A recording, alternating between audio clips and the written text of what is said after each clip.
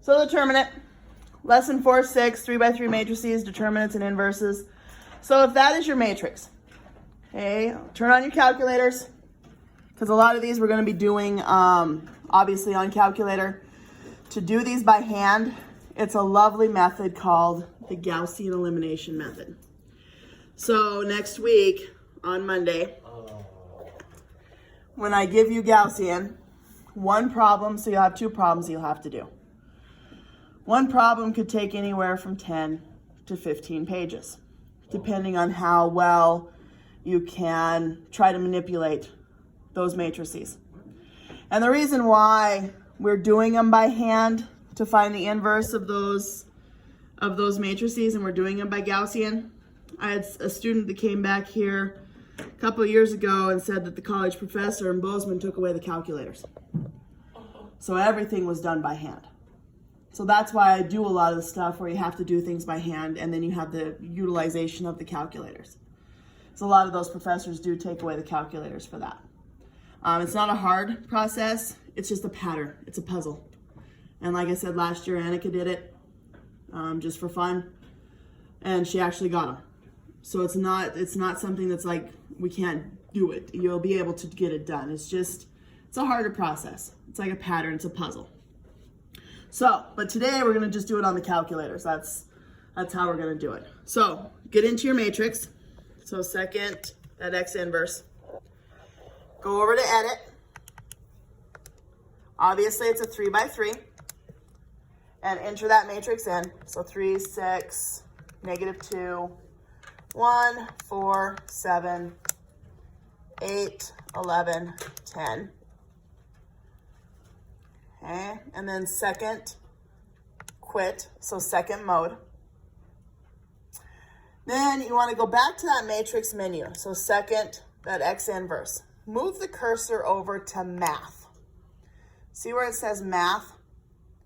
Do you see the DET with the parenthesis behind it? That is your determinant. So if we're just finding specifically the determinant, hit enter on that, and then go back in and select that matrix A, close the parenthesis, enter. So the determinant of that matrix was 207. Okay? To find the inverse of that matrix, go back into your matrix, select that matrix A, and do the inverse button. So you're just basically hitting that matrix button again without the second. Hit enter, so it comes up with those massive decimals. Here is the fraction mode. Go math, frac, enter, and it takes it down to fractions. So you'd have -37 over 207, -82 over 207, 50 over 207, so on and so forth. And you can move your cursor back and forth to get those inverses. So that's how you're gonna wanna do these today on the calculator, getting it done through the calculator. If you look on page 208, really quickly. So we're on page 208.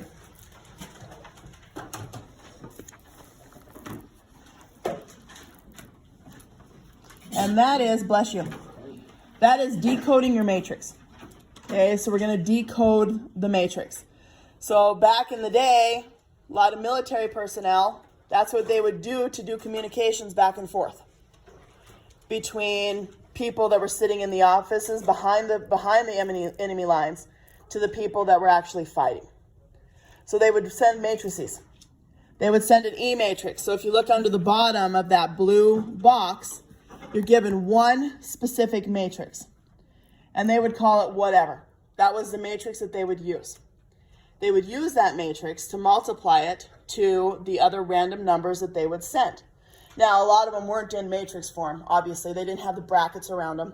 They were just random numbers on a paper. But the person that was working at the enemy lines, at the actual place, would be the one that would decode that matrix. And a lot of the times it would be like, send more troops. We need help. Send more help. This is where they're at. Here's your coordinates.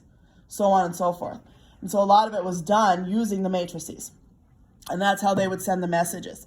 So what you do is you take that matrix E and you times it to the inverse of the matrix that they would give you. And you're going to do it on calculator.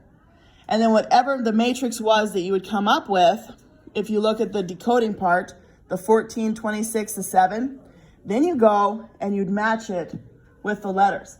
Now, do you think they would ever sit there and keep going like A, B, C, D, it was A is 1, B is 2, so on and so forth? No. They would randomize it. Okay, they would come up with different numbers.